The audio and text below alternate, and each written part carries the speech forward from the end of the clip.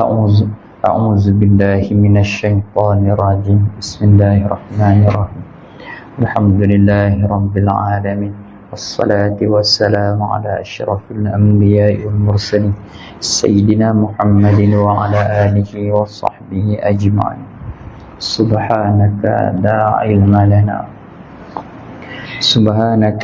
علم لنا إلا ما علمتنا إنك أنت العليم الحكيم رب اشرح لنا صدرنا ويسر لنا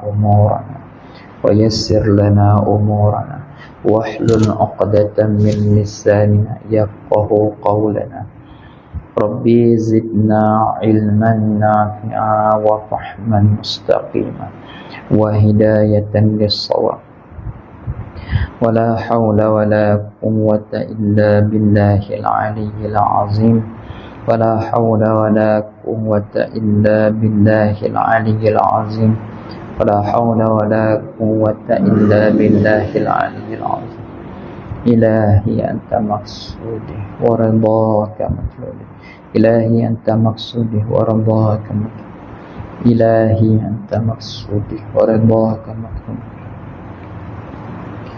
أما بعد إلى حضرة النبي المصطفى رسول الله صلى الله عليه وسلم وكافة الأنبياء والمرسلين والفقهاء المتقين والعلماء العاملين وخصوصا إلى أرواح شيوخنا وإلى أرواح شيوخنا وإلى أرواح جميع المسلمين والمسلمات والمؤمنين والمؤمنات بسر الفاتحة أعوذ بالله من الشيطان الرجيم بسم الله الرحمن الرحيم الحمد لله رب العالمين الرحمن الرحيم مالك يوم الدين إياك نعبد وإياك نستعين اهدنا الصراط المستقيم صراط الذين أنعمت عليهم غير المغضوب عليهم ولا الضالين. Bismillahirrahmanirrahim. Masuk kaedah al-kha'u al-khasu muqaddamun 'alal 'ami. Bismillahirrahmanirrahim. Al-khasu muqaddamun 'alal 'ami. Bermula sesuatu yang khusus adalah dahulu di atas sesuatu yang umum. Jadi yakni masuk kaedah ni sesuatu yang khusus dia didahulukan di atas sesuatu yang umum. Kemudian kalau tengok sedikit di bawahnya tu, itu fa fihi tafsilun, ada tafsil, ada perincian. Sebab apa? Sebab adakah masalah khas dengan khas muqaddam alal am, khas dahulu di atas am ni, adakah dia nau' yang khusus atau dia nau' yang termasuk di bawah nau' yang 5 ni. Sebab apa dia ada tafsir, dia ada perincian lagi? Kerana li'anna taqadduma wa ta'akhura anwa'un. Kerana bila sebut taqaddum dengan ta'akhur tu, dia ada beberapa nau'.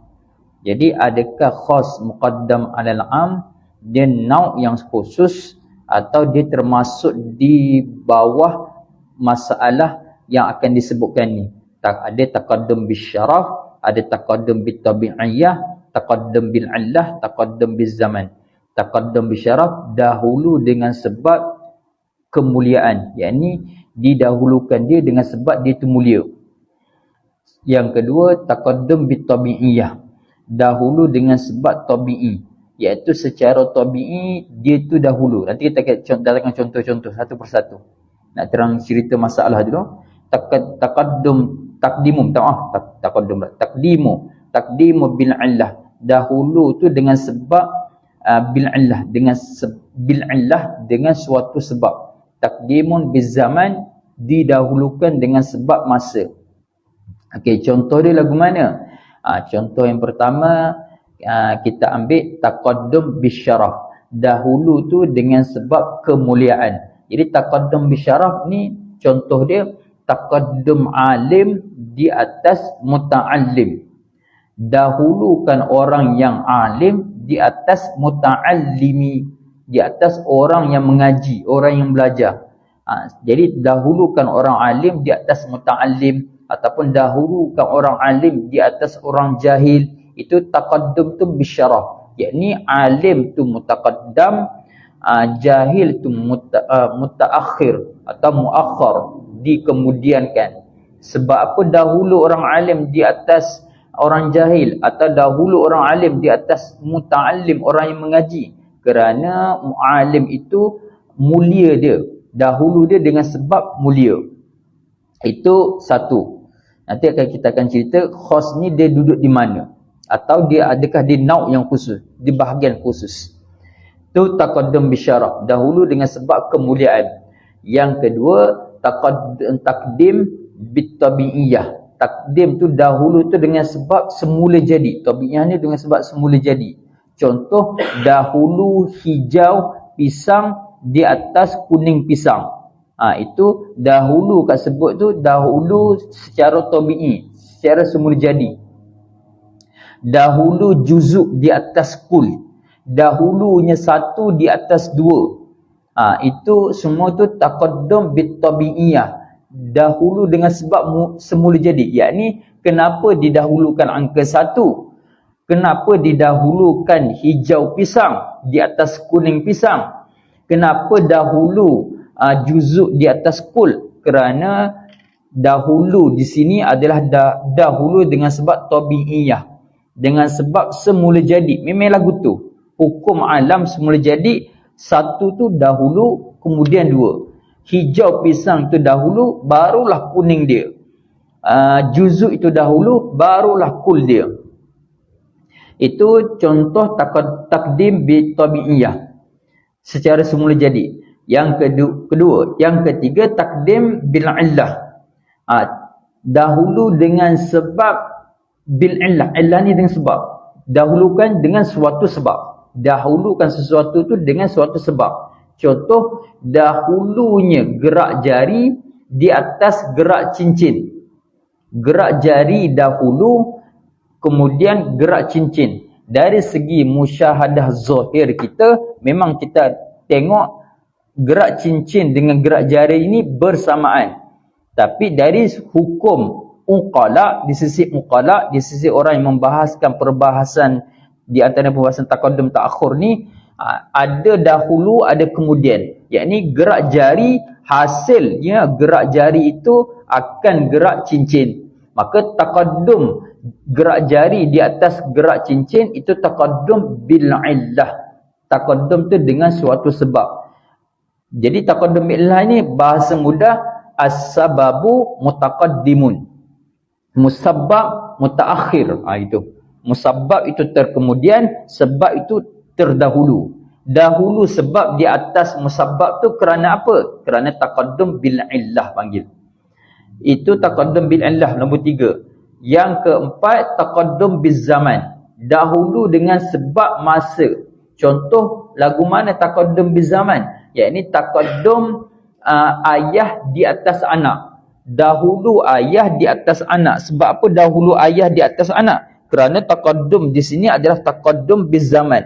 Zaman ayah lahir itu dahulu di atas zaman lahirnya anak. Maka taqaddum tu biz zaman.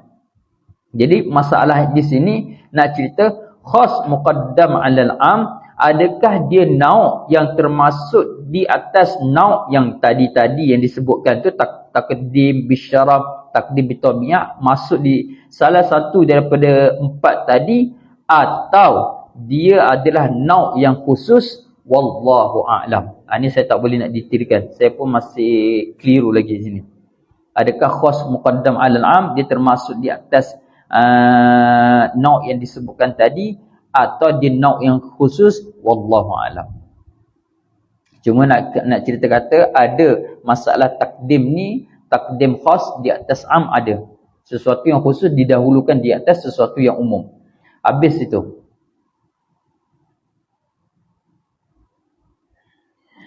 khilafan maf'ulun mutlaqun amiluhu mahzufun ay ukhalifu khilafan aw halun min mahzufin taqdiruhu aqulu zalika khilafan ay mukhalifan aw za khilafan. Ni nak cerita i'rab khilafan. Khilafan ini adalah maf'ulun mutlaqun, maf'ul mutlaq. Maf'ul mutlaq kat sini untuk taukid amil dia. Khilafan tu untuk mentaukidkan amil dia. Mana amil dia? Amiluhu. Bermula amilnya, amil bagi maf'ul mutlaq. Khilafan itu mahzufun. Amil dia mahzuf. Takdir ay ukhalifu khilafan. Menyalahi oleh aku akan sebagai menyalahi. Ini menyalahi sungguh. Maka khilafan tu taukid bagi amil dia ukhalifu. Itu satu i'rab bagi khilafan. I'rab yang lain au halun maktuf alaih pada maf'ul mutlaq. Yani khilafan itu halun. Yang kedua hal. Hal min mahzufin. Hal bagi sesuatu yang dihazafkan. Takdir sesuatu yang dihazafkan tu takdiruhu takdir mahzufin. Syai' mahzuf tu. Aqulu zalika berkata oleh aku. Sedang berkata oleh aku akan demikian itu akan sesuatu perkara. Aku kata tu khilafan. Maka hal kita kena takdir sikit ai khilafan ai mukhalifan au za khilafin. Aku kata tu hal keadaan aku mukhalifan, menyalahi, atau za khilafin samalah menyalahi. Jadi nak cerita apa? Nak cerita khilafan tu dua kelakuan i'rab dia yang kebiasaan disebut guru-guru tu biasanya dua. Wa imma maf'ul mutlaq bagi amil yang mahzuf, atau hal bagi sesuatu yang mahzuf. Hal bagi sesuatu yang mahzuf, aqulu zalika. Kalau amil bagi sesuatu yang mahzuf, ukhalifu khilafan. Menyalahi aku akan sebagai menyalahi. Habis itu. Kebiasaannya digunakan pakai dengan hal.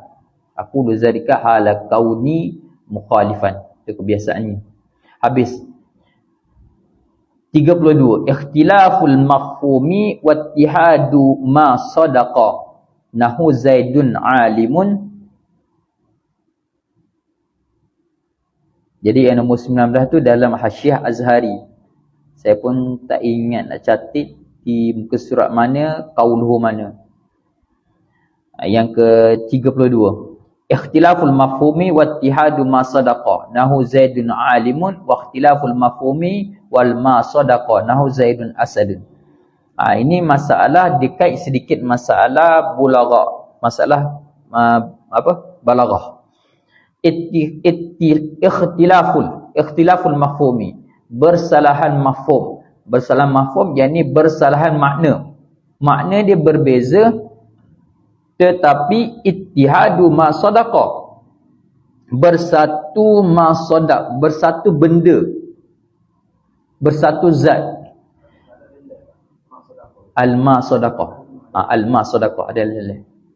Wattihadul ma sadaqah. Wattihadul ma sadaqah. Dia asalnya ma sadaqah. Dia jadi isim dah. Jadi isim al-ma sadaqah. Tapi dia kena baca sadaqah. Tak jumpa lagi sedekah tu. Betul kan as-sedekah. Contoh dia nahu Zaidun alimun. Jadi Zaid alim ni makna dia berlainan. Zaid tu asy-syakhsu al-musamma bi Zaidin, kan? Zaidun. Zaidun tu syakhsu, seseorang yang dinamakan dengan Zaid. Maka Zaid tu nama bagi diri seseorang yang nama dia Zaid. Maka mafhum makna dia tadi syakhsu musamma bi Zaidin. Alimun pula ai muttasifu bil ilmi. Seorang yang bersifat dengan ilmu maka dipanggil alim. Maka mafhum kedua-dua ini Zaid dengan alim berbeza. Makna dia beza. Tapi bersatunya masadaq, bersatunya Zaid. Maksudnya perkataan contoh Zaid alim ni, Zaid di sini adalah orang yang alim, orang yang alim di sini adalah Zaid. Tu ittihadu ma sadaqah, bersatunya masadaq. Dari sudut makna berbeza. Dari sudut zat dia, masodak dia, hak tula, hak benda yang sama, iaitu Zaid adalah alim. Alim kat sini tuju bagi Zaid. Itu ikhtilaf mafhum, ittihad, masodak. Yang kedua pula, ikhtilaf dua-dua, bersalahan dua-dua, mafhum berbeza, masodak berbeza, yakni makna dia berbeza, masodak pun bukan bukan hak sama, berbeza keduanya. Contoh, Zaidun Asadun, Zaid seorang yang bernama Zaid, Asadun seekor binatang buas. Jadi dari segi makna, dua-dua tu menyalahi. Zaid adalah seorang manusia yang nama dia Zaid. Asad seekor binatang yang hidupnya di hutan, yang garang jadi makna berlainan. Masodak kat sini pun berlainan, yakni Zaid kat sini bukanlah Asad, Asad kat sini bukanlah Zaid, sebab makna dia berlainan. Kalau gitu, nak tanggungkan Zaidun Asadun sini di atas jalan apa? Kita tanggung atas jalan di atas jalan tashbih baligh. Tashbih baligh, iaitu Zaid tu dibuangkan haraf tashbih kaf, dibuangkan wajh syabah, maka dikatakan Zaidun Asadun, Zaid singa. Asalnya Zaid seperti singa. Jadi nak kata Zaid singa ni, nak beritahu kata seolah-olah dibuangkan semua tu, seolah-olah diri Zaid tu seumpama singa sungguh. Habis. Ini ikhtilaf mafhum dan ikhtilaf masodak. 33. Khabar ain. Al-khabaru ainul mubtada'i. Khabar adalah diri mubtada'. Ini syarat dia adalah dengan syarat, kalau kita nak kata khabar adalah ain mubtada', dengan syarat khabar itu adalah kalau dijadikan badan, dia adalah badal kul min kul. Contoh, Muhammadun Rasulullah. Ataupun kita nak kata lagi dengan syarat yang lain, iaitu kita boleh tukar tempat. Khabar adalah mubtada', mubtada' adalah khabar, dengan syarat diri khabar dengan diri mubtada' tu saling boleh ditukar tempat. Contoh, Zaidun abuka, abuka Zaidun, boleh tukar tempat. Zaid mubtada', khabar dia abuka, tukar tempat abuka Zaidun, tidak menjadi masalah, yakni makna dia tidak bertukar, tidak berlainan. Rasulullah Muhammad, Muhammad Rasulullah, tak menjadi kesalahan sebab ain khabar adalah ain mubtada', mubtada' adalah diri khabar. Jadi nak cerita kata khabar ain mubtada' ini dengan syarat, di antara syarat-syarat dia iaitu boleh ditukar tempat di antara tempat ain dengan khabar dengan mubtada' tu boleh tukar tempat. Maka kat situ kita boleh kata khabar adalah diri mubtada'. Habis. Ad-dalu,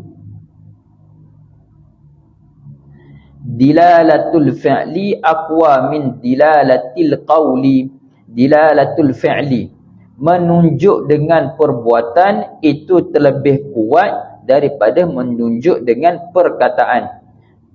Maksud terlebih kuat kat sini, yakni lebih kuat pada mendatangkan kesan atau berlaku sesuatu, lebih kuat pada berlaku sesuatu, infazus syai'i atau wuqu'us syai'i, atau pada taksir, memberi kesan. Jadi nak cerita dilalatul fi'li, menunjuk dengan perbuatan adalah lebih kuat, yakni lebih mendatangkan kesan daripada menunjuk dengan perkataan. Hak ni adalah mafhum daripada perkataan sebuah hadis, pernah hadis Nabi, iaitu ketika Nabi dengan sahabat-sahabat radhiyallahu taala anhum nak memasuki Mekah, kemudian dihalang oleh kafir Quraisy.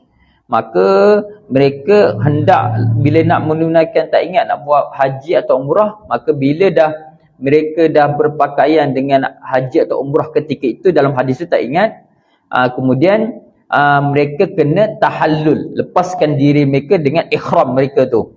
Maka bila nak tahallul, nak ikhram, maka sahabat-sahabat tu jadi tak terima dengan keputusan Nabi untuk tidak masuk Mekah pada ketika itu, tangguh pada tahun depan. Maka bila nak lepaskan ihram, maka mereka kena tahallul. Bila kena tahallul, maka Nabi pun perintah dengan perkataan suruh tahallul belaka, cukur rambut belaka.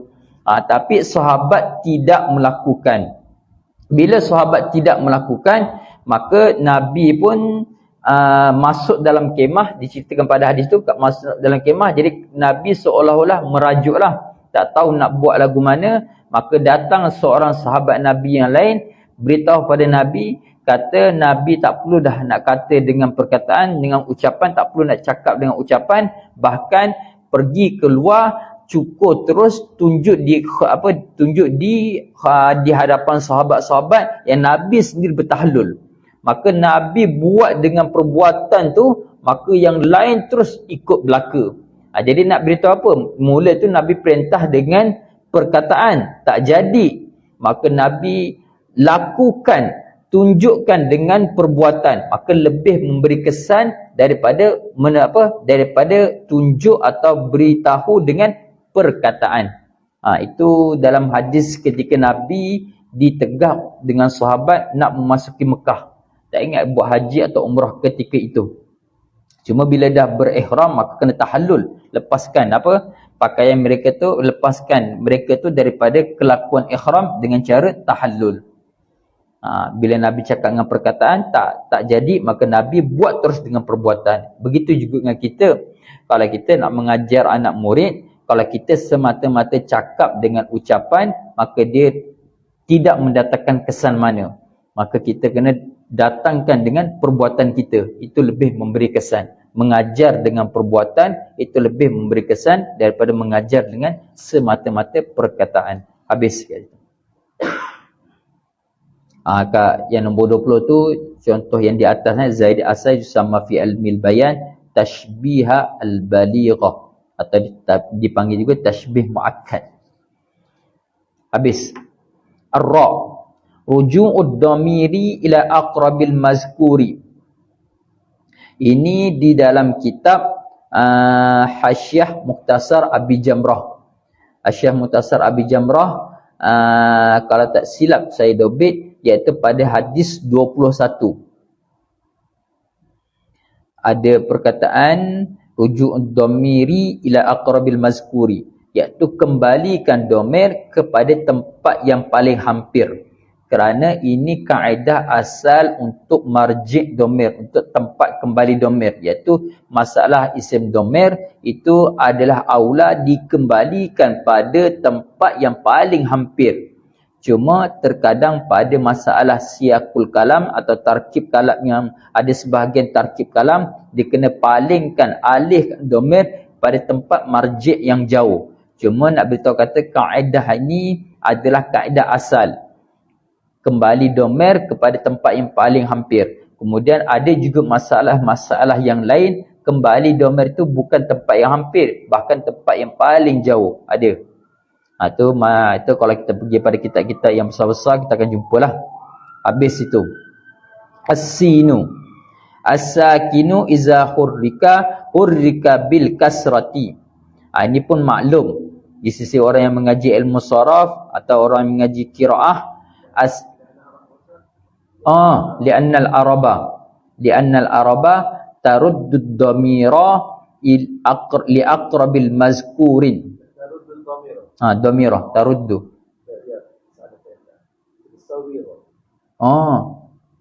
Li aqrabi taruddud dhamira.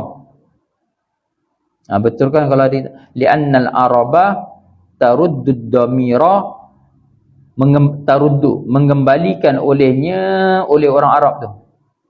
Ad-dhamira akan domir, kembalikan domir tu li aqrabi mazkurin, bagi sesuatu yang hampir, sesuatu yang hampir yang disebutkan.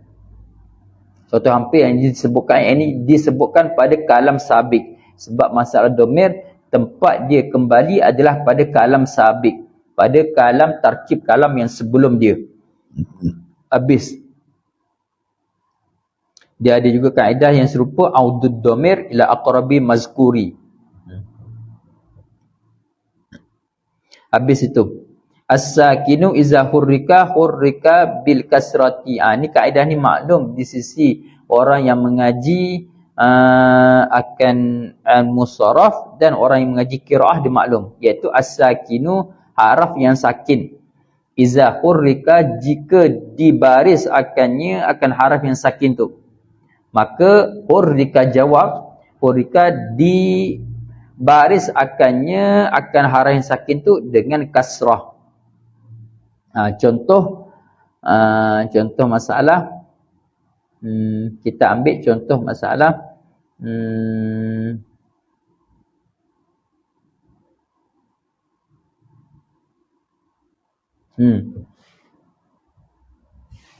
kita pakai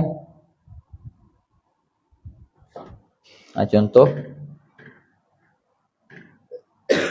banyak contoh, cuma kita ambil di antaranya lah.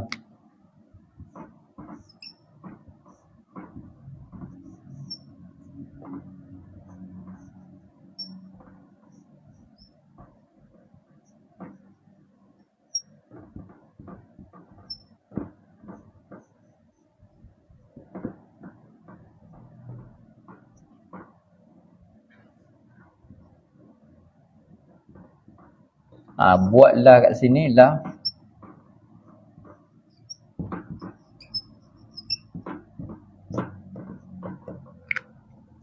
Tu. Jadi tempat kita nak di mana?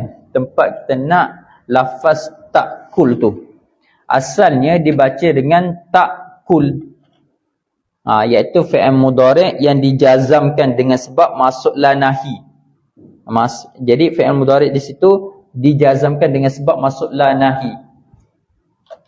Maka bila masuk la nahi dijazamkan. Tapi kenapa di sini tidak dijazamkan? Kerana bertemu dua yang mati. Lam ni mati, lepas tu alif lam kat sini pun mati. Bila dua ni mati, maka hidupkan salah satu. Hidupkan yang mana? Hidupkan di fi'il mudhari' lam tu. Maka bila nak hidupkan, dihidupkan dengan baris apa? Kasrah lebih aula. Kenapa kasrah tu lebih aula? Kerana kasrah tu harakat yang paling ringan sekali. La ta'kulis samaka la nahi. Jangan makan oleh engkau akan ikan. Dan minum oleh engkau dan jangan minum oleh engkau akan laban. Ni ada perbahasan lah. Wow dengan makna ma'a ke apa semua, tu perbahasan panjang lah. Dalam kitab Ja'a Zaidun dibahaskan masalah contoh ni. Habis. Tengok dalam kitab Ja'a Zaidun, kalau muka surat saya, muka surat 48. Syekh Ahmad Zaini Dahlan di karang kitab Ja'a Zaidun. Habis. Syarful mudhafi bi syarfil mudhafi ilaihi.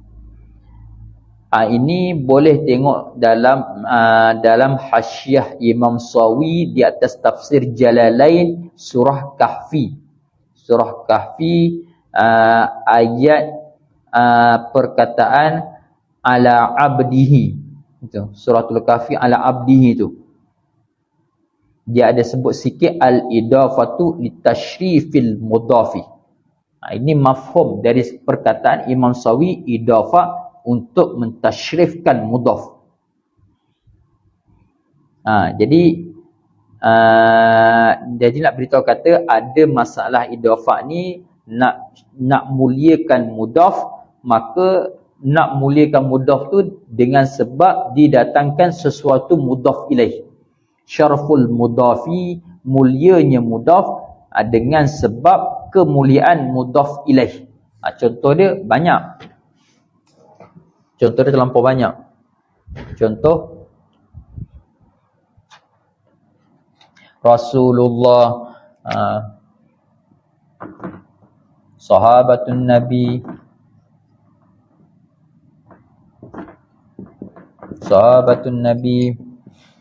Baitullah.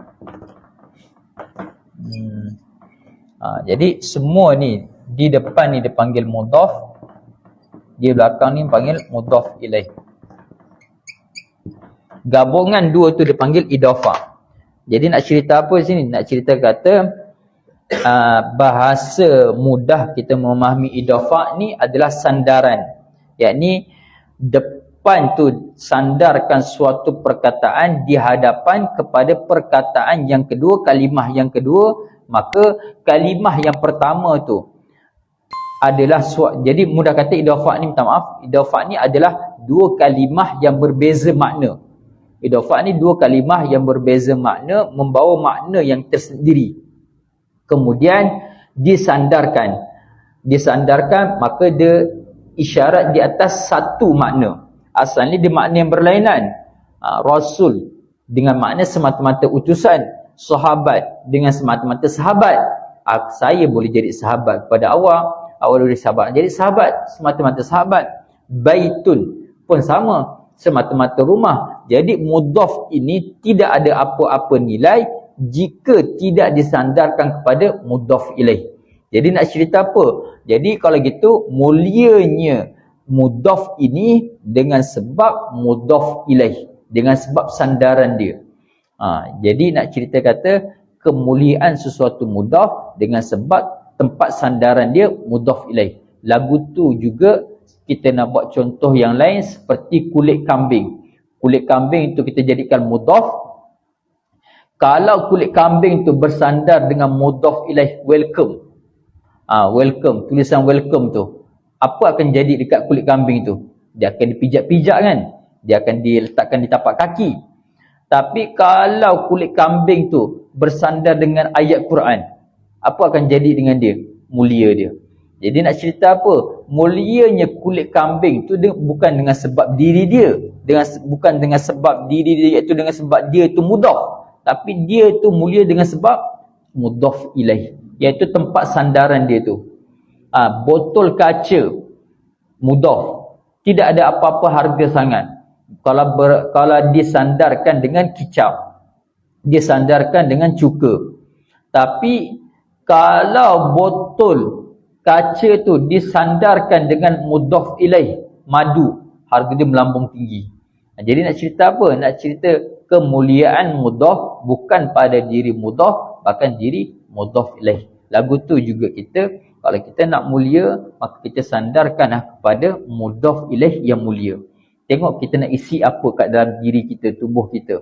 Kalau kita isi dengan ilmu agama, kita akan mulia. Kalau isi semata-mata ilmu dunia yang tak boleh nak bawa kepada akhirat, tengoklah. Kalau mulia, mulia.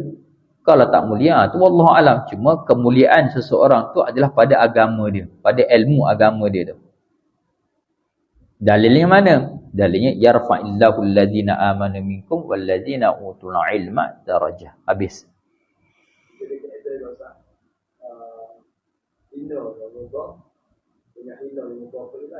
betul. Lawa dia lagu tu je. Jadi lawai dia pun lagu tu juga.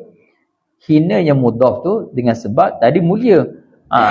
Kalau kita buat akas dia, kita buat lawan dia, yakni hina mudhaf dengan sebab mudhaf ilaih. Jadi kulit kambing tu hina dia dengan sebab dia bersandar dengan welcome. Tak ada nilai. Maksud hina kat situ tidak ada nilai. Jadi nak cerita apa? Nak cerita kata tempat kemuliaan seseorang tu tengok pada mudhaf ilaih. Kita nak mulia, kita sandar kepada guru kan. Kita ni tak ada apa-apa. Lepas tu kita kata saya ni anak murid Syekh Nuruddin. Jadi soho lalu kan, masyhur lalu. Padahal kita ni tak ada harga apa pun. Tapi dengan sebab mudhaf ilaih kita tu. Habis. As-sifatu la takunu a'rafu minal as-sifatu la takunu a'rafa. As-sifatu la takunu a'rafa minal mausufi. Bermula sifat la takunu, tiadalah ia sifat terlebih ma'rifah, terlebih dikenali, terlebih diketahui daripada mausuf. Kerana apa? Ni maklum, kerana bila kita sebut sifat, dia umum. Contoh, minta hijau, sesuatu yang hijau. Sesuatu yang hijau boleh kena pada daun yang hijau, boleh kena air yang berhijau, yang warna hijau, air yang berlumut. Lepas tu boleh ikutlah. Jadi hijau tu sifat. Sifat ni sesuatu yang umum. Maka umum dia tak makrifah. Berbanding dengan mausuf. Bila kita sebut mausuf, terus kena di atas sifat dia. Berbanding kalau kita sebut sifat. Bila sifat ni dia boleh pergi kepada merata-rata. Adapun sebut mausuf, boleh kena di atas sifat yang masyhur bagi mausuf tersebut. Contoh misal kita sebut suatu sifat. Kita sebut suatu mausuf. Iblis. Bila sebut iblis dia, maklum dah sifat bagi dia aba wastakbara. Maka nak cerita kata mausuf ni lebih makrifah, lebih dikenali daripada semata-mata sebut sifat. Sebab kalau kita semata-mata kita sebut aba istakbara, sombong dan takabur, boleh kena pada Firaun, boleh kena pada manusia-manusia yang lain yang bersifat dengan aba wastakbara, umum. Tapi bila kita sebut saja iblis mausuf, lekat selalu sifat yang lazim bagi dia aba wastakbara. Tu nak cerita kaedah kat sini, sifat tu tiadalah ia lebih makrifah daripada mausuf. Dengan makna yang lain, mausuf adalah lebih makrifah, lebih dikenali daripada sifat. Habis. Ad-dhamirul fasilu qad yakumu maqamat ta'kidi. Bermula dhamir fasil itu qad yakumu, terkadang adalah ia dhamir fasil tu menempati, qad yakumu terkadang adalah ia menempati dhamir fasil itu menempati maqamat ta'kidi, akan tempat taukid. Contoh lagu mana? Contoh ayat Quran uskun anta tu.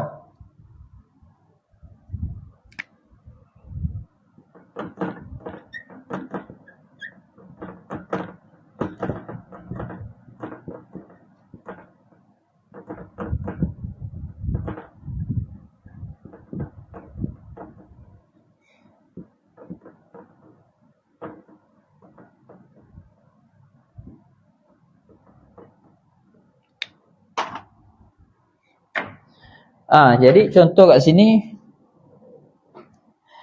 anta tu. Kalau perhatikan lafaz anta dari ayat Al-Quran uskun anta wa zawjuka ni, dia tidak perlu diletakkan. Sebab apa? Sebab di dalam uskun itu sudah ada anta dah. Sebab uskun tu fi'il amar. Bila fi'il amar, maka dia ada fa'il dia. Fa'il dia di sini adalah mustatir, ai anta. Jadi kenapa dizohirkan? Di sini nak beritahu kata kenapa dizohirkan, kerana isim zohir zawjuka, dia tak boleh nak maktuf pada maktuf alaih dhamir mustatir. Maka dibariskan, dizohirkan dhamir itu. Satu. Yang kedua, maka kalau kita kata gitu kan, seolah-olah diulangi akan lafaz anta itu dua kali. Sebab dalam uskun tu dah ada anta, kemudian anta lagi. Jadi bila ulangkan sesuatu lafaz yang sama, itu isyarat di atas taukid.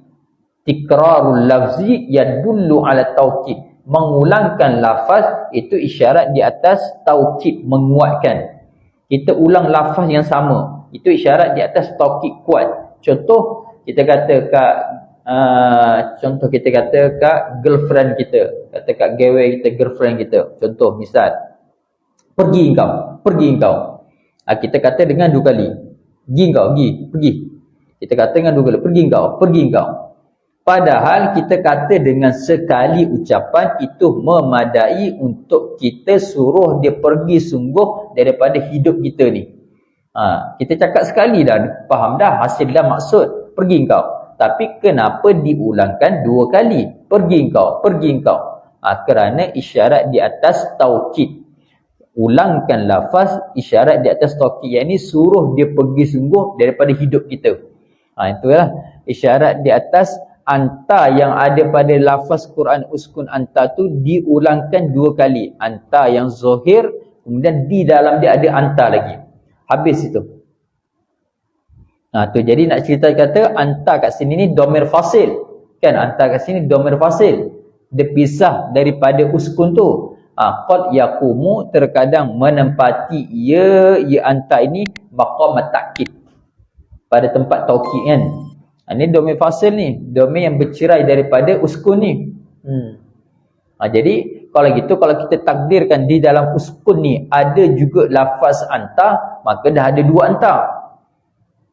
Bila dah ada dua anta, maka isyarat di atas ulangkan lafaz. Bila ulangkan lafaz, maka taukid. Tikrar lafaz atau takrarul lafzi yang dulu ala taukid. Tu.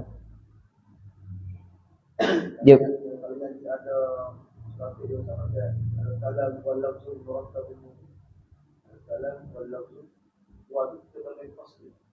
dhamir fasil.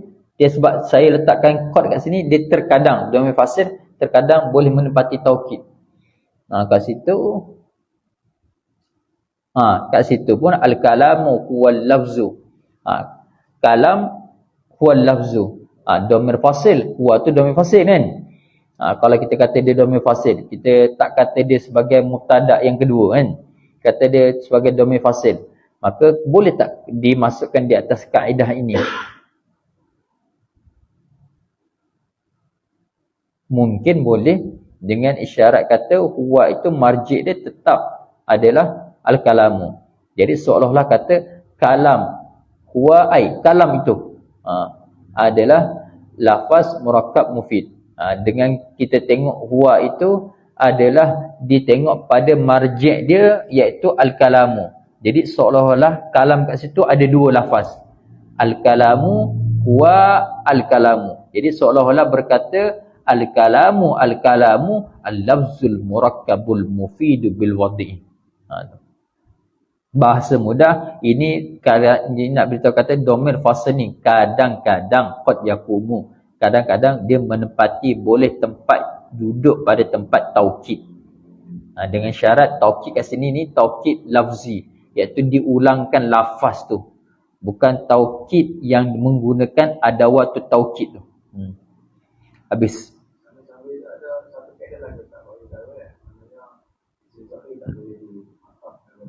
Ya betul. Itu dalam tafsir mana saya tengok. Isim zahir dia tak boleh nak atofkan pada isim dhamir uskun tu. Sebab itulah Allah zahirkan anta tu. Itu adalah perbahasan dalam kitab tafsir-tafsir. Boleh tengok dalam kitab tafsir. Tengok pada ayat ni, uskun anta wa zawjuka. Habis. Ad-dhamiru ya'udu ilal mudhafi ma lam yakun lafza kullin aw ba'din. Bermula dhamir itu kembali ia kepada mudhaf. Dhamir kembali kepada mudhaf selama mana tiadalah ia mudhaf itu lafaz kul.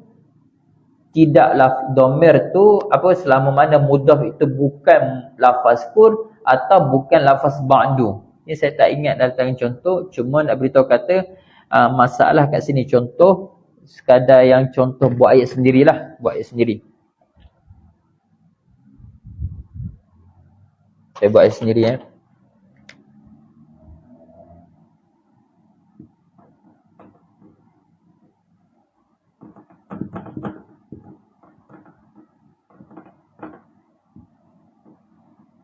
kullu syai'in halikun wa huwa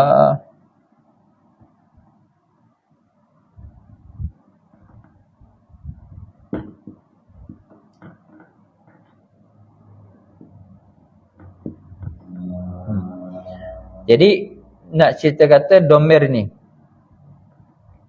dia akan kembali kepada asal ni, dia kembali kepada mudhaf, tapi mudhaf kat sini menggunakan lafaz kullu. Bila mudhaf menggunakan lafaz kullu, maka dia tak boleh kembali kepada kullu, dia akan kembali kepada mudhaf ilaih. Maka huwa kat sini ai syai'. Jadi nak cerita kaedah kat sini, lafaz nak cerita dhamir tu dia akan kembali kepada lafaz mudhaf. Kebiasaannya dia akan kembali pada lafaz mudhaf jika mudhaf itu bukan lafaz kul atau lafaz ba'du. Maka jika faham daripada situ, jika mudah itu menggunakan lafaz kul, contoh di sini menggunakan lafaz kul atau lafaz ba'du, maka dhamir itu dia tidak akan kembali pada kul, bahkan dia kembali pada mudhaf ilaih syai'. Itu ni kaedah ni biasa maklum. Orang ngaji kitab dia akan maklum dengan kaedah ni. Habis itu. Ad-dhamiru la yusafu ay la yakunu mausufan. Bermula dhamir itu tidaklah ia khabar, tiadalah ia bersifat. Yakni dhamir itu la yusafu ay la yakunu mausufan. Itu tafsir la yusafu. Tiadalah ia dhamir mausuf. Yakni dhamir tak boleh dijadikan mausuf. Dhamir tak boleh dijadikan mausuf. Contoh masalah masalah ni masyhur. Astaghfirullahal azim tu. Allazi la ilaha illa huwal hayyu.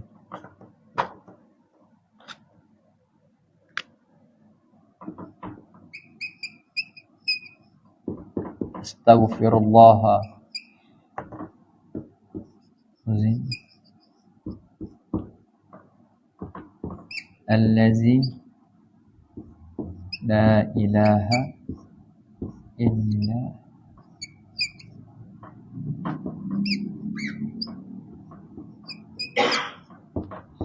masalah kita kat sini lafaz al-hayyu al-qayyum.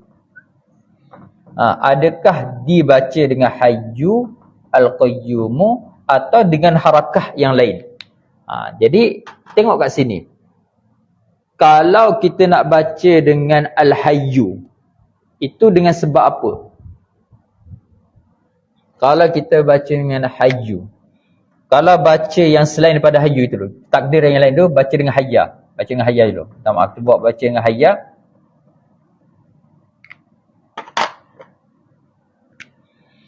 Bila hayya al-qayyumah, maka dia sifat yang kedua, sifat yang ketiga bagi Allah. Seolah-olah kata astaghfirullahal azim, astaghfirullah al-hayya.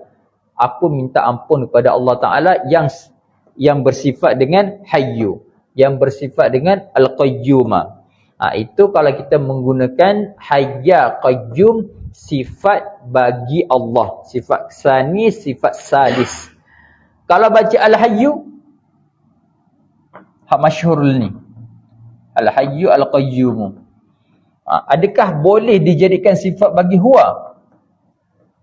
Sebab huwa istisna kat sini, istisna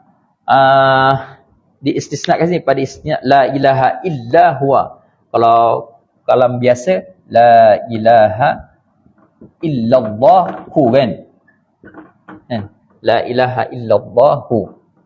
Jadi kat sini nak beritahu kata kat sini huwa ni tempat dia tempat rafa'. Jadi kalau tempat rafa' maka dibaca dengan hayyu al-qayyum ke? Masalahnya kalau ikut kaedah kat sini, dhamir dia tak boleh jadi tak boleh jadi mausuf bagi al-hayyu al-qayyum. Dia di Allah tu yang bersifat hayyu, yang bersifat qayyum. Maka tak boleh dijadikan huwa ini mausuf bagi hayyu al-qayyum. Sebab apa? Sebab dhamir la yusafu, yakni la yakun mausufan. Dhamir tak boleh nak jadi mausuf bagi hayyu al-qayyum. Lepas tu nak jadikan, nak baca juga hayyu al-qayyum lagu mana? Takdir dengan yang lain. Takdir lagu mana? Allazi la ilaha illahu al-hayyu al-qayyum ni dijadikan dia sebagai khabar bagi Allah mahzuf. Khabar bagi lafzul jalalah yang mahzuf. Faham daripada lafzul jalalah yang mahzuf tu, faham daripada mana? Faham daripada huwa tu. Sebab huwa tu marji' dhamir dia Allah. Jadi tak salah nak baca al-hayyu, tak salah. Tapi pastikan tahu dengan kaedah. Sebab kalau kita kata baca al-hayyu al-qayyum, kita kata dia adalah sifat bagi huwa, tak kena. Sebab apa tak kena? Kerana huwa tu isim domir. Kalau kaedah kita domir la yusafu ay la yakun mausufan. Domir tak boleh jadi mausuf. Maka al-hayyu al-qayyum dia tidak boleh sama sekali untuk menjadi mausuf bagi huwa. Kalau gitu nak baca juga lagu mana? Kena tahu kaedah lah. Bagaimana kaedah dia? Kaedah dia al-hayyu al-qayyum tu kita buat sebagai khabar bagi mubtada' yang mahzuf. Mana mubtada' yang mahzuf? La allazi la ilaha illa huwallahu al-hayyu al-qayyum. Jadi Allah tu, takdir tu boleh tubik lagu mana? Boleh keluar lagu mana? Faham daripada huwa, marji' domir dia adalah Allah. Dia panjang sikit lah. Kalau nak baca hayyu al-qayyum tu dia panjang sikit. Dia cara kelakuan takdir tu panjang sikit. Berbeza kalau kita baca dengan al-hayya al-qayyumah. Kerana dia terus jadi sifat sani al-hayya al-qayyumah, sifat salis bagi Allah. Dia mudah. Dia terus jadi sifat kan. Adapun baca al-hayyu al-qayyumah dia kena takdir lagi. Dia agak rumit sikit lah. Tapi kena tak? Kena al-hayyu al-qayyum. Tapi kena dengan kaedah. Kaedah dia lagu mana? Panjang saat ni lah. Kalau kaedah yang mudah, kaedah yang pendek, al-hayya al-qayyumah. Sebagai sifat sani, hayya qayyumah salis. Nak beritahu kata baca dua-dua tu sah belaka. Cuma takdir tu bagi kena dah. Habis.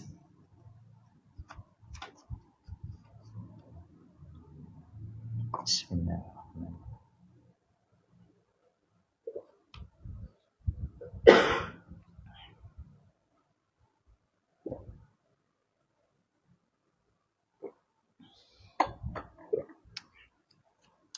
Habis itu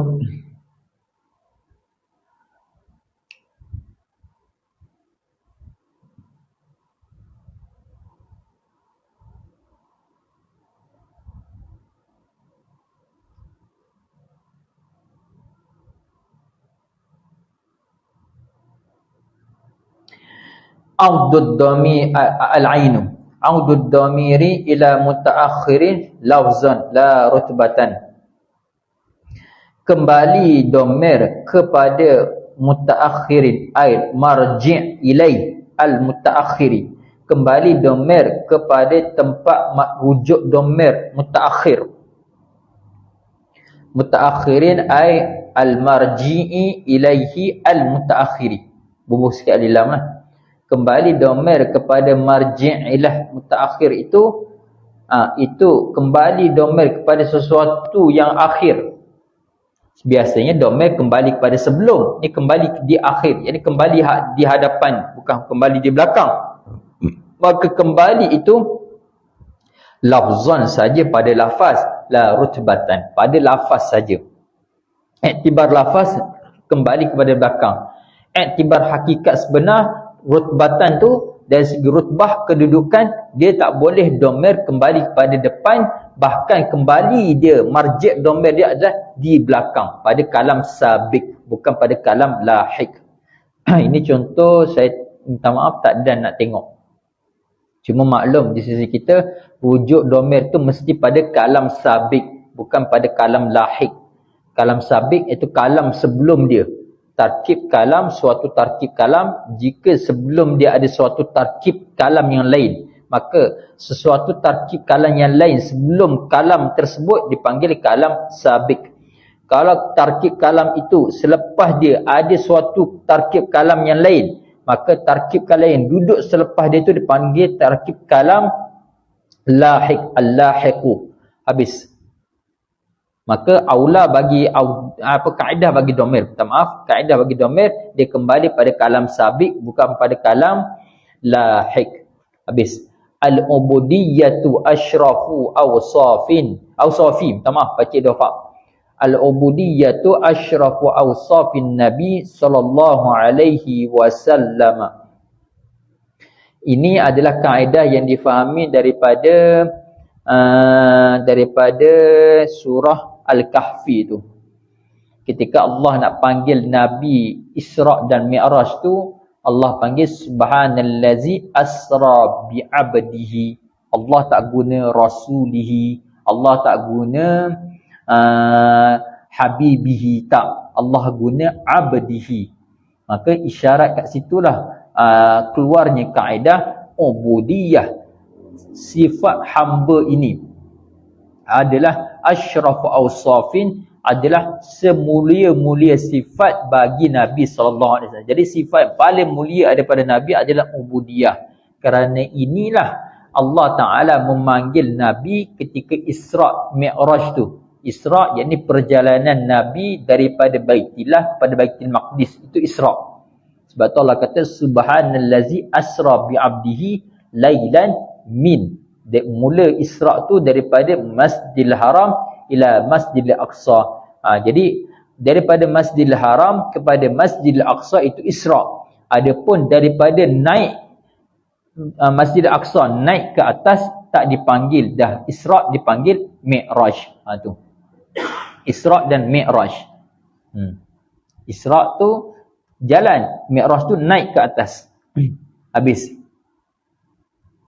Sebab itulah kalau kita tengok Kelantan ni, dia nak rendah diri, dia sebut dengan hamba tak ada tu.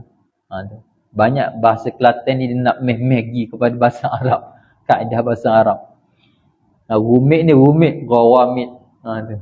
Rawamit. Banyak bahasa Kelantan nak pergi meh pada bahasa Arab, kaedah Arab. Habis. Al-atfu tafsiri. Nombor 2 tu ada. Nombor 2, minta maaf, nombor 22. Kaqauli ta'ala fa yauma idzin la yus'alu an dzambihi insun wala jan. Contoh nombor 22 tu kaedah 41.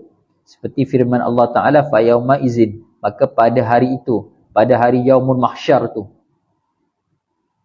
la yus'alu an dzambihi, tidak ditanya bagi dosanya. Nya kat situ zambihi tu rujuk bagaimana. Jadi nak tahu rujuk bagaimana, dia asalnya tu kaedah asal tarkib kalam ai la yus'alu insun wala janun an zambihi. Jadi hi tu dia pergi pada marjik dia dua, insun wala jan.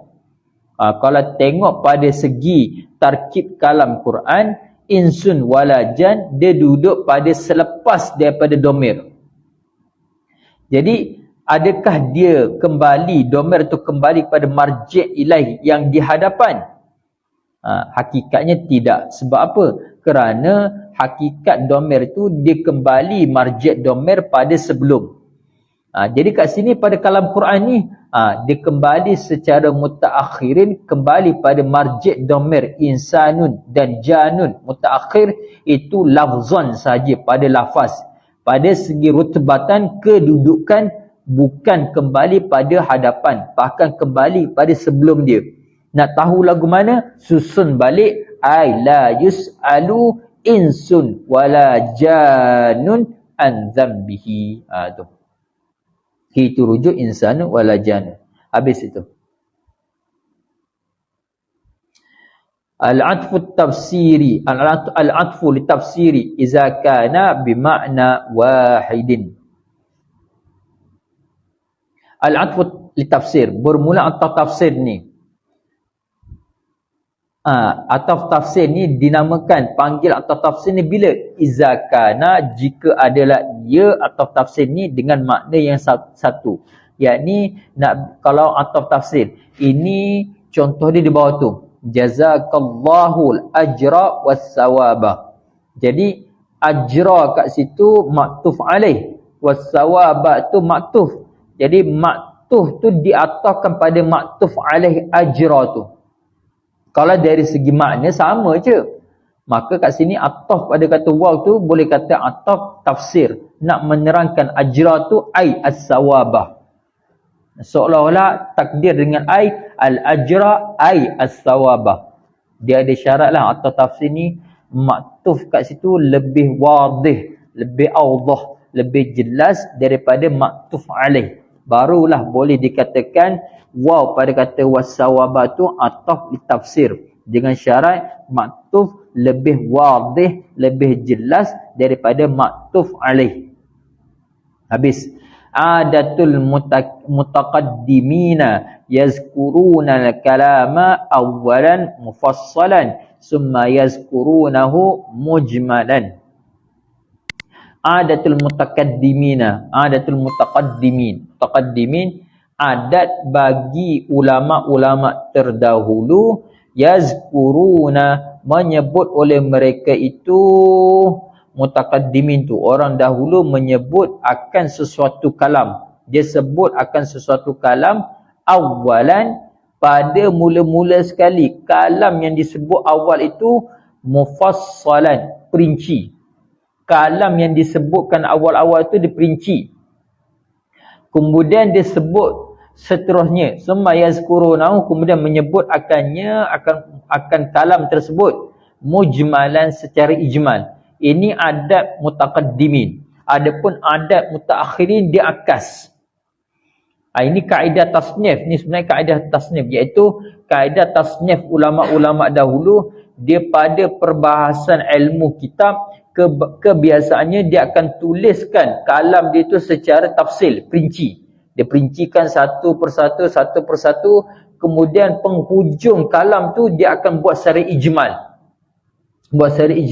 Bahasa kita secara khulasah daripada semua kalam-kalam yang ada di hadapan dia. Maka ini dipanggil adat mutaqaddimin. Adapun adat mutaakhirin dia akas. Kalau kita tengoklah adat mutaqaddimin tu, contoh dia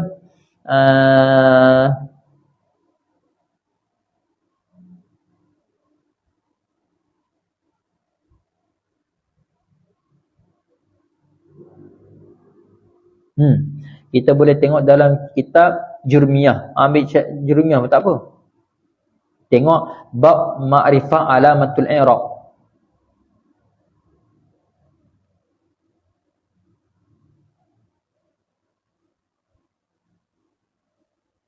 Tak apa dah, tak boleh. Dia takut keliru, biarlah. Cuma saya nak sebut, minta maaf saya contoh tu saya tak boleh nak ceritalah sini. Jadi sebut tak habis lagi. Sebut adab mutaqaddimin ni, dia sebut kalam awal secara tafsil, kemudian dia sebut kali kedua secara ijmal. Sebab apa? Tamrinan lim mubtadi'i wa'ad. Tamrin, kerana nak menguji bagi mubtadi'. Jadi dia sebut kalam tu pertama secara tafsil, perinci, kemudian dia sebut kali yang kedua secara ijmal, itu kerana nak menguji bagi orang yang mubtadi'in. Mubtadi'i iaitu orang yang mula-mula nak mengaji, dia buat kelakuan lagu tu, iaitu sebut pertama kalam dia secara tafsil, perinci satu persatu, kemudian dia rumuskan, dia ijmalkan apa yang disebutkan dahulu. Itu adalah tamrin, nak menguji bagi orang yang mubtadi'. Adapun adat mutaakhirin aksuhu, akas dia lagu mana? Yakni yazkurunal kalama awwalan mujmalan summa yazkurunahu mufassalan. Akaskan tafsil dengan mujmal tu tukar tempat. Yakni adat mutaakhirin, ulama yang terkemudian, dia sebutkan kalam pertama-tama, disebutkan kalam tu secara ijmal dahulu. Disebut secara ijmal, secara borong. Kemudian barulah diperincikan satu persatu. Jadi kaedah ini adalah kaedah ulama mutaakhirin. Bahasa mudah, kalau di sisi mutaqaddimin, dia sebutkan perbahasan itu secara perinci dahulu. Kemudian perbahasan itu diijmalkan, dirumuskan. Itu mutaqaddimin. Kelakuan tasnif mutaqaddimin. Kelakuan tasnif bagi mutaakhirin, akas dia, yakni dia sebut dahulu secara ijmal, dia sebut secara borong dahulu. Apa yang disebut secara borong tu dia perincikan. Itu kelakuan tasnif mutaakhirin. Habis. Al-'illatu bimanzilatid dalili. Bermula illah itu adalah menempati dalil. Menempati dalil pada sudut mana? Pada sudut berlaku sesuatu hukum atau tidak berlaku sesuatu hukum. Yakni illah itu terkadang dia boleh menjadi dalil bagi berlaku sesuatu hukum atau tidak berlaku sesuatu hukum. Contoh dia,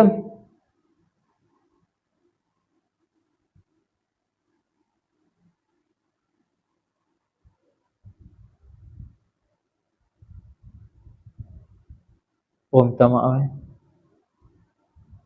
Saya tak letak contoh dia. Minta maaf. Jadi saya tak letak contoh.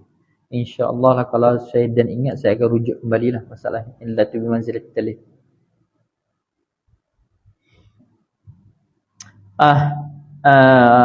24 tu mukhtasar jidan. Wa anna zikra syai'i mujmalan summa mufassalan awqa'u fin nafsi intaha tashwiqul khullan. Muka surat 78 pada qauluhu summa yazkurunahu. Tengok kat situ tashwiqul khullan, hasyiah bagi mukhtasar jiddan. Wa anna zikra syai'i, bahawa menyebut sesuatu secara ijmal, secara borong, kemudian mufassalan, kemudian rincikan dia, itu terlebih berkesan pada diri seseorang. Jadi kalau di sisi Syekh musannif bagi tashwih kukulan, aulanya adalah mengikut kaedah mutaakhirin, iaitu sebut dulu secara borong. Apa yang kita nak cerita pada suatu kitab, sebut dulu secara ijmal, kemudian perincikan. Itu terlebih memberi kesan pada seseorang yang membaca tasnif kita. Itu kaedah yang disokong oleh tashwikul khullan. Dia sokong kaedah ulama mutaakhirin. Sebut secara ijmal, barulah perinci tafsil. Habis. Ghujjiral i'rabu wal hukmu fil majazi bil hazfi. Diubah akan i'rab dan sesuatu hukum. Ubah i'rab dan sesuatu hukum tu adalah pada majaz bil hazfi. Majaz dengan hazaf.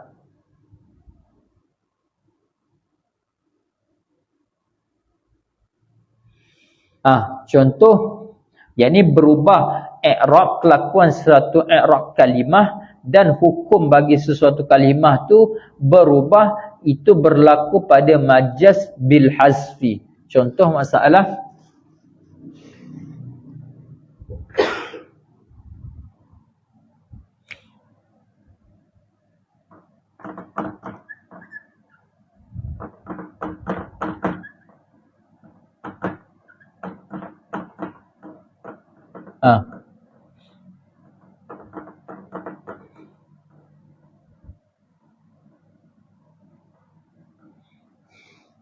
tengok lafaz al-qaryata. Al-qaryata tu nak cerita kaedah kat sini, i'rab itu boleh berubah dan hukum kalimah itu pun berubah dengan sebab berlakunya majaz hazaf. Jadi kalau pada was'alil qaryata, perhatikan was'alil qaryata. Jadi qaryata ini dalam kaedah majaz dia termasuk majaz bil hazfi. Jadi kalau kita makna was'al, tanyalah oleh engkau akan kampung. Adakah kampung tu boleh menjawab? Tidak. Bukan kampung yang boleh jawab, bahkan ahli dia, penduduk dia. Maka kena takdir dengan ahlu lah. Kena takdir dengan ahlu. Maka bila takdirkan dengan lafaz kalimah ahlu, apa akan jadi pada kalimah qaryah? Berubah i'rab dan berubah hukum dia.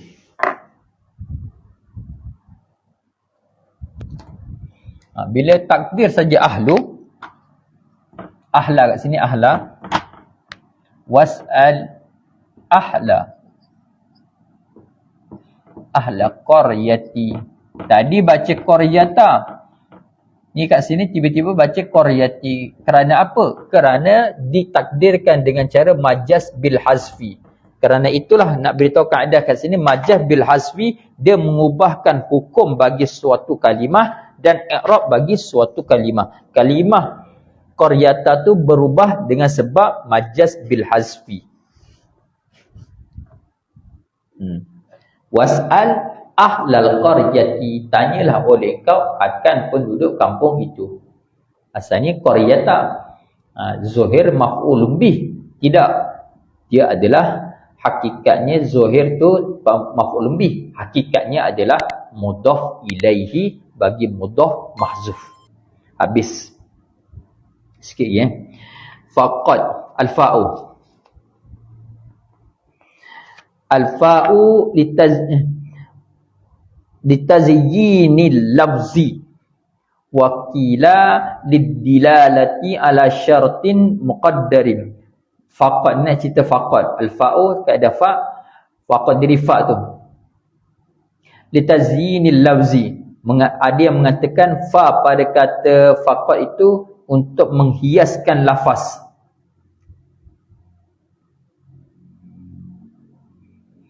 Menghiaskan lafaz. Qad, dia asalnya qad tu sahaja.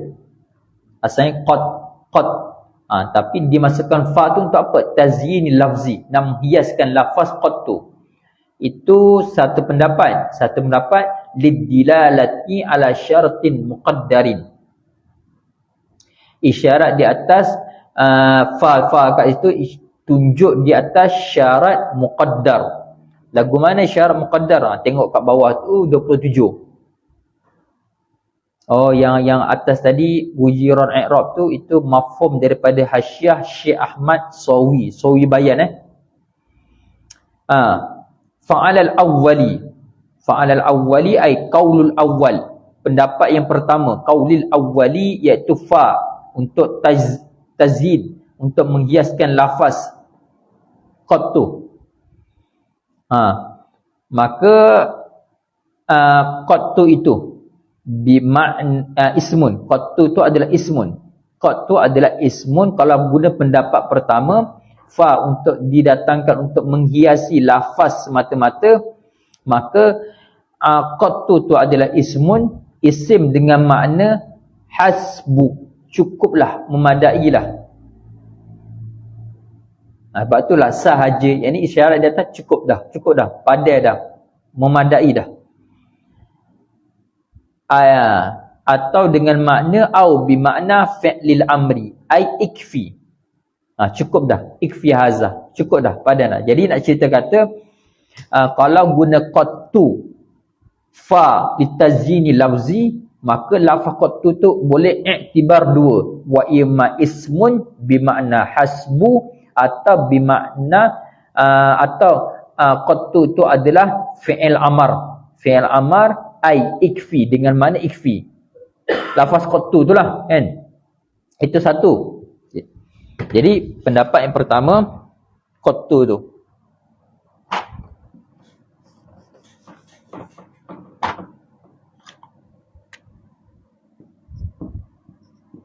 Pendapat pertama wa imma di isim dengan makna hasbu, atau dia adalah fi'il amar dengan makna ikfi. Ini kalau pendapat yang pertama, yang mengatakan fa itu litazyini lafzi.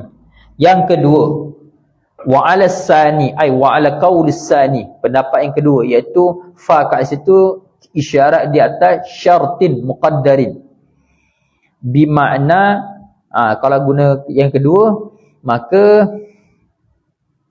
dia dengan faqat tu dengan mana intahi. Lagu mana takdir dia? Wa takdiru, takdir dia sebab fa syarat muqaddar, iza arafta zalika fantahi. Faqat tu terus dengan makna fantahi. Jadi sebab faqat tu isyarat syartin muqaddarin, syarat yang kena takdir jumlah syartiyah yang muqaddar. Mana jumlah syartiyah muqaddar? Iza arafta zalika, jika mengetahui oleh engkau akan demikian itu, akan sesuatu, maka fantahi, cukup dah, padan dah. Jadi faqat tu dia boleh tiga kelakuan i'rab, sama ada dengan makna ismu, hasbu, atau qattu dengan makna fi'il amar, ikfi, atau yang ketiga dengan makna intahi, cukup dah. Kalau bahasa mudah, sahaja, faqat sahaja. Habis. Itu tamrinut tullabi fi sina'atil i'rabi. Tengok pada bab mu'arraf bi'adat ta'rif. Tengok mu'arraf bi'adat ta'rif, muka surat 25.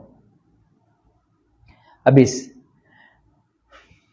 Al-fi'lu iza udifa ila Allah ta'ala tajarrada 'aniz zamani wa sara ma'nahu ad-dawama. Al-fi'lu, bermula fi'il itu, iza udifa, jika disandarkan fi'il kepada Allah Ta'ala, tajarrada, maka sunyilah fi'il tersebut daripada zaman, tapi bukan sunyi langsung daripada zaman, tapi sara ma'nahu, bahkan jadilah maknanya, makna fi'il itu ad-dawama, akan dengan makna dawam, berkekalan. Contoh, fi'il jika disandarkan kepada lafzul jalalah Allah, dia akan berubah makna, dia bukan kosong langsung, dia berubah makna kepada istimrar wad dawam. Contoh, wa kana Allah, wa kana Allahu ghafuran rahima. Jadi kalau kita tengok lafaz kana kat sini ni, kana ni adalah fi'il madi kan, fi'il madi nakis, berhajat pada dua isim. Isim pertama khabar kana, isim yang kedua adalah isim yang pertama isim kana, isim yang kedua dan ketiga ni adalah khabar dia kan, khabar awal, khabar sani. Jadi nak cerita di mana tempat kita nak cerita kana yang dikatakan fi'il madi tu. Jadi kana disandarkan kepada Allah, maka bila sesuatu fi'il disandarkan kepada Allah, dia tajarrad daripada makna zaman. Maksud kat sini bukan sunyi langsung, bahkan dipalingkan makna zaman hak diguna pakai tu dengan makna zaman istimrar wad dawam, berkekalan dan berterusan. Kerana apa? Kerana jika kita perhati pada firman Allah, wa kana Allahu ghafuran rahima, kalau kita perhati pada firman Allah di sini, maka jika dimaknakan dengan makna fi'il madi, maka adalah Allah Ta'ala dahulu ghafuran rahima. Dahulu tu dia bersifat dengan pengampun dan pemaaf. Dengan makna kata, bila habis dah dunia, selesai dah semua manusia, syurga atau neraka, maka habis dah, Allah tak bersifat dengan ghafur rahim. Tidak. Jadi kenapa dikatakan tidak? Kerana ada suatu hadis yang mengatakan, yang menyebutkan bila dah selesai dunia, semua dah ditempatkan di syurga insya-Allah, dan ditempatkan di dalam neraka waliyazubillah. Jadi dah ditempatkan ke dua tempat tu. Kemudian hadis tersebut menyebutkan Allah Ta'ala menarik seorang penghuni neraka yang ada iman sebesar Zahra, bawa tubik, bawa keluar daripada neraka. Itu adakah isyarat Allah Ta'ala tu bersifat pengampun tu selesai dah? Bahkan tidak.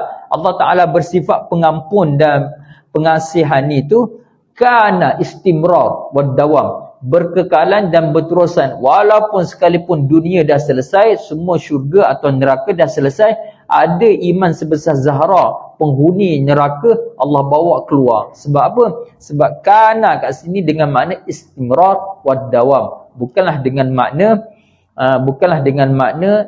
ma madha, bukan dengan makna sesuatu yang telah lepas. Itu maksud kaedah 48. Kaedah yang terakhir sebelum kita selesai, sebab kami ada kelas falak pula.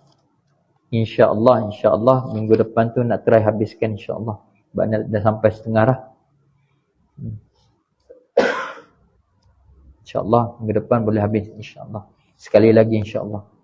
Minggu depan tu mungkin sampai petang. fi'lul amri mustaqbalun abadan li'annahu matlubun bihi husula ma lam yahsal au dawama ma hasala. Ini dalam Tashwiqul Khullan, tengok pada fi qawli mustaqbali, muka surat 16. Ini tengok dalam kurasan yang kurasnya. Atau boleh juga tengok dalam masalah ni dalam ma'anin nahwi. Jadi sebutkan juga. Habis fi'lul amri, fi'il amar tu. Jadi fi'il amar ni dia ada zaman juga. Zaman dia mustaqbalun abadan. Zaman ni istiqbal sentiasa, akan datang. Sebab apa fi'il amar ni isyarat di atas zaman akan datang? Li'annahu, kerana bahawasanya fi'il amar ni matlubun bihi, adalah dikehendaki dengannya, dengan fi'il amar tu dikehendaki husula ma lam yahsal, menghasilkan akan sesuatu yang belum hasil, au dawama ma hasala, atau dawama tu ataukan husula, atau mengekali akan sesuatu yang telah hasala, yang telah kekal ia ma tu. Jadi nak beritahu kaedah yang terakhir di sini, fi'il amar tu dia ada dua makna. Dari sudut makna fi'il amar tu dia ada dua.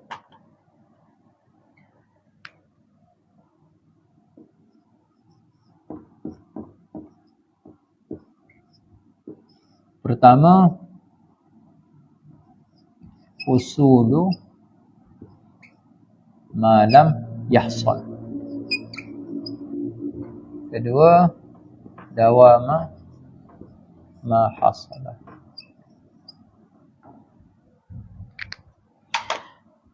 Jadi fi'il amar tu bahasa kita perintah. Kata perintah, kata kerja, isyarat di atas perintah. Itu ada dua makna. Pertama, menghasilkan sesuatu lam yahsal, yang belum hasil. Yang kedua, mengekali akan sesuatu yang telah hasil, yang telah berlaku. Contoh paling mudah, seorang guru masuk di dalam sebuah kelas.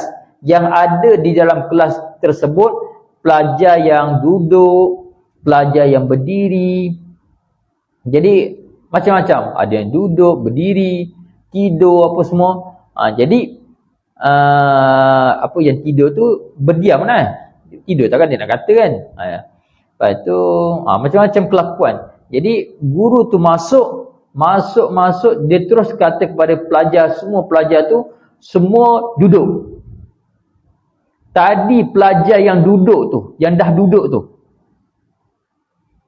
dia, jadi perintah dia tu kata semua. Maknanya isyarat di atas perintah tu meliputi semua pelajar yang ada di hadapan dia. Tapi masalahnya dia kata semua duduk, ada pelajar yang dah duduk dah. Bila ada yang pelajar yang duduk dah, perintah tersebut untuk apa?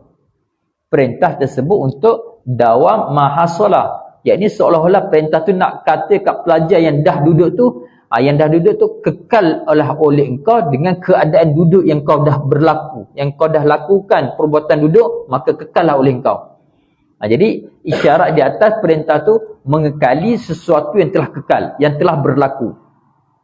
Pelajar yang belum duduk, berdiri kucak-kacir sana sini, maka perintah kat sebut seolah-olah nak beritahu yang belum duduk, maka hasilkan oleh kamu semua akan perbuatan duduk yang belum hasil. Tu. Itu masalah yang pertama, husul ma lam yahsal. Kalau gitu tengok contoh nahu qawlihi ta'ala, ya ayyuhan nabi ittaqillaha. Jadi ittaqi ni fi'il amar kan? Wahai Nabi Allah, wahai kekasih Allah, Muhammad Rasulullah, takwalah kamu akan Allah. Jadi fi'il amar ni kalau kita masuk dalam kaedah saat ni, kaedah kat sini, kita nak dudukkan fi'il amar ittaqi tu di mana? Husul ma lam yahsal. Kalau husul ma lam yahsal, iaitu seolah-olah Allah perintah kepada Nabi Muhammad, wahai Muhammad, engkau hasilkanlah ma lam yahsal, akan sifat takwa yang belum hasil tu. Maka Allah perintah kepada Nabi, wahai Muhammad, hasilkan engkau perbuatan takwa yang belum hasil. Atau dengan makna dawam mahasalah, ya wahai Muhammad, kekallah oleh engkau akan perbuatan takwa yang telah hasil tu. Maka kat sini layaknya dengan makna apa? Dawama hasalah. Takkanlah Allah perintah kepada Nabi, wahai Nabi Allah, wahai kekasih Allah, jadikanlah oleh engkau, hasilkanlah oleh engkau perbuatan takwa yang belum hasil. Tidak. Maka ittaqi, perintah fi'il amar kat sini adalah dengan mana dawama ma hasalah. Jadi nak cerita apa? Cerita kata fi'il amar ini istiqbal zaman dia dari sudut makna pula boleh dua. Wa imma husul ma lam yahsal, menghasilkan sesuatu yang belum hasil, atau dawama ma hasalah, mengekali akan sesuatu yang telah kekal. Habis al-qafu al-qawlu la yu'malu illa fil jumlati aw ma fi ma'naha ila akhirih, wallahu subhanahu wa ta'ala a'lamu. Bismillahirrahmanirrahim. Alhamdulillahirabbil alamin, wassalatu wassalamu ala asyrafil anbiya'i wal mursalin sayyidina Muhammadin wa ala alihi wa sahbihi ajma'in. Allahumma iftah lana futuhal arifin wa wasi' arzaqana wa naqqir qulubana waj'al a'malana khalisatan liwajhikal karim. Sallallahu ala sayyidina Muhammad. Alhamdulillah.